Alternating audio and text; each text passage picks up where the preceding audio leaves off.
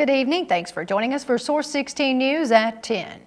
Christian County Fiscal Court today approved the first reading of an ordinance to regulate the collection of subscriber fees and membership dues for 14 local fire departments.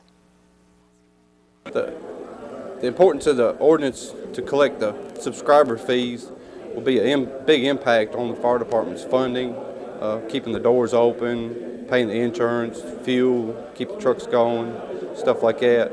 The ordinance will be a good thing. All it's really replacing is the billing that the fire departments do. They're just putting this on the property tax bills, so it'll get out to everybody that owns property in Christian County, and they'll have the opportunity to pay the dues that the fire departments need to keep going. District 1 Magistrate Rudolph Pettis abstained from voting. The ordinance was previously tabled after Christian County Fire and Rescue Association President Greg Bequette wanted more time to review the ordinance.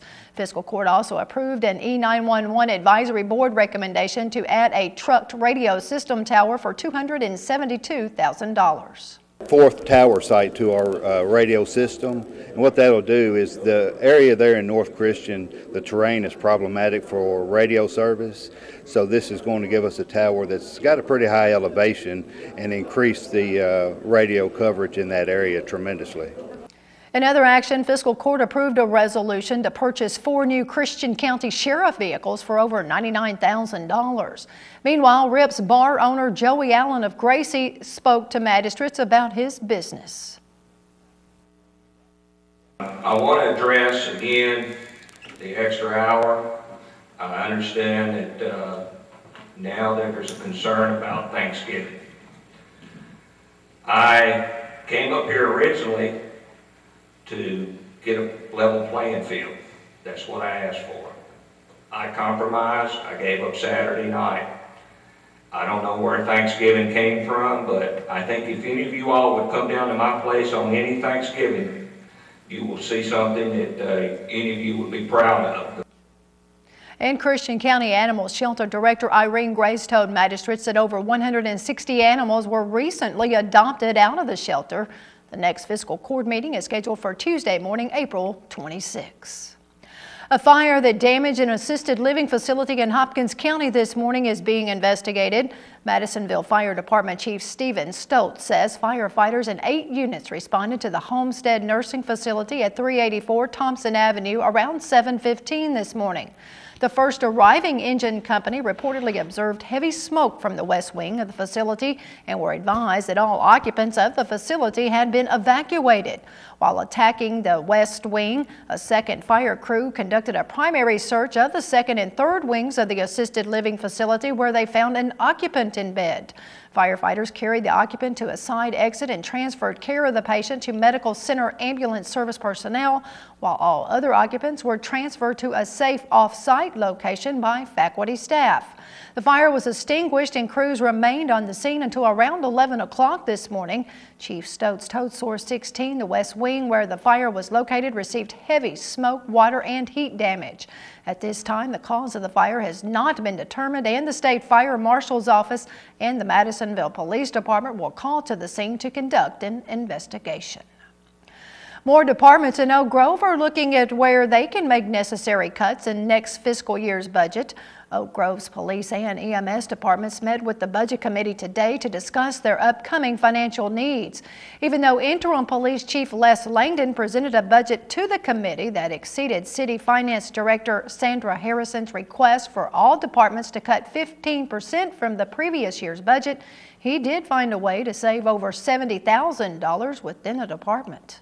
It's like we were typically spending about 15% of our police salaries in overtime, and I think with better controls, and we've already started doing it, that we can knock it down at least 10% in that area. So that's going to save us $70,000 across the salaries on the policemen.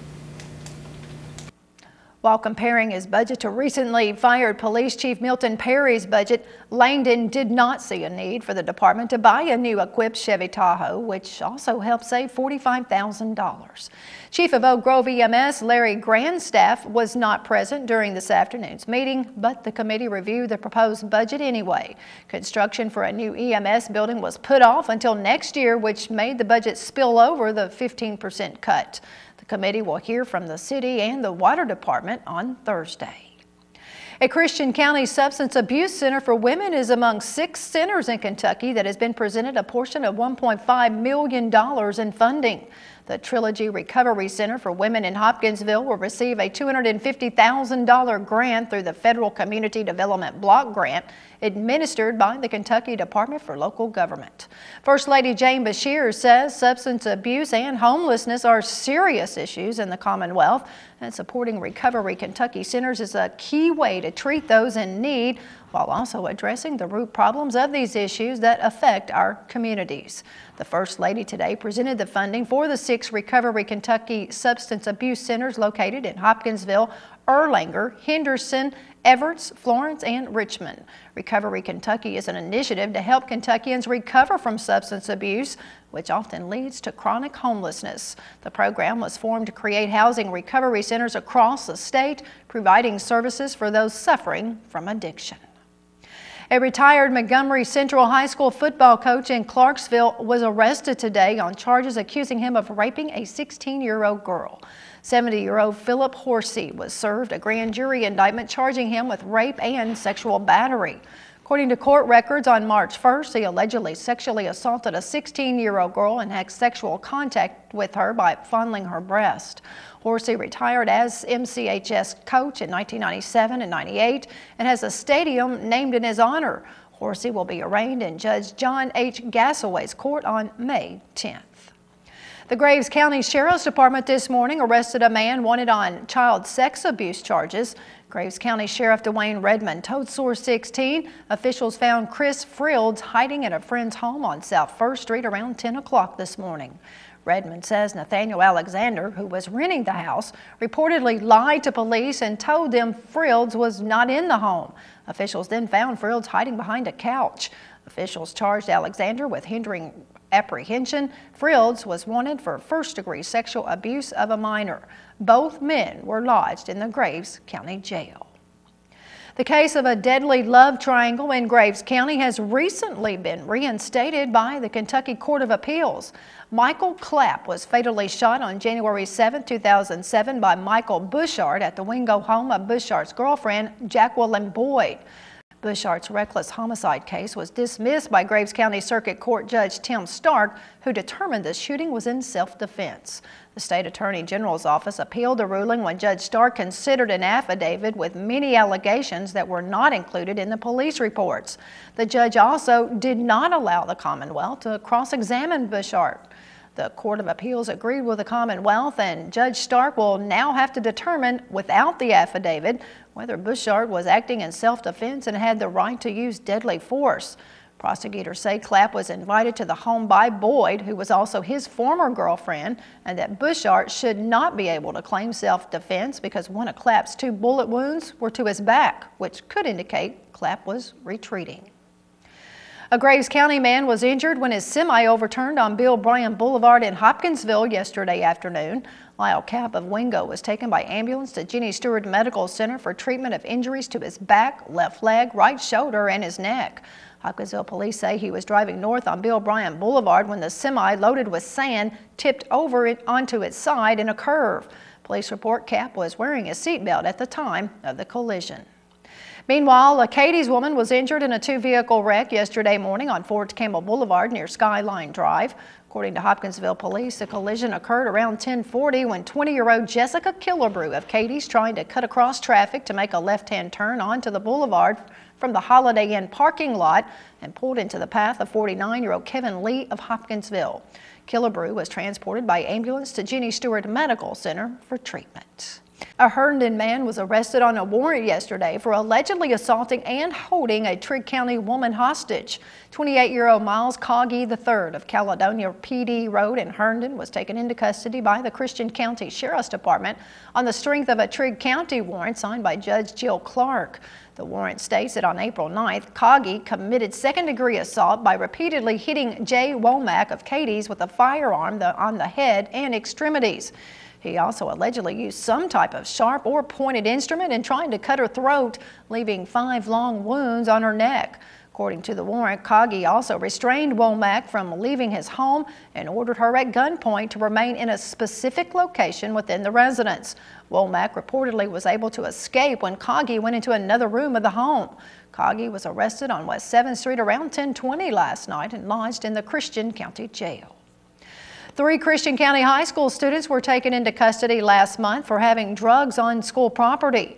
According to the reports released today by the Christian County Sheriff's Department, a 16-year-old Cerulean boy was charged with trafficking in marijuana on March 21st after he assisted another juvenile purchase a dime bag of marijuana at school. On the same day, police say a 17-year-old Hopkinsville boy was taken into custody after he was brought into the office by Assistant Principal Kevin Kreider, who had received information that the student may have an illegal substance on him.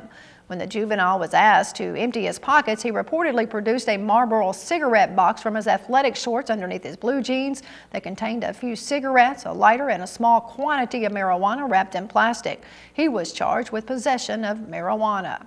Meanwhile, the following day, a 16-year-old Hopkinsville boy reportedly was brought to Assistant Principal Kevin Kreider's office after he had left the campus earlier in the day with another male and then returned to campus. When Kreider reportedly asked the student to empty his pockets and take off his shoes, school resource officer Detective Steve Tucker saw 4 baggies of suspected marijuana wrapped in plastic in the juvenile's shoe. At that point, police say the juvenile jumped up from the chair and tried to escape, but was wrestled to the floor by Detective Tucker. Police say the student then got up and tried to throw a computer monitor at Kreider, but put it down and then ran toward the office window and tried to open it, but it was locked. Detective Tucker then pulled his taser and the student complied with police commands. The 16-year-old was taken into custody and charged with disorderly conduct, resisting arrest, and trafficking in a controlled substance within 1,000 yards of a school. Taking a look at tonight's Mega Millions jackpot, it's up to $58 million, and Wednesday's Powerball jackpot is $27 million.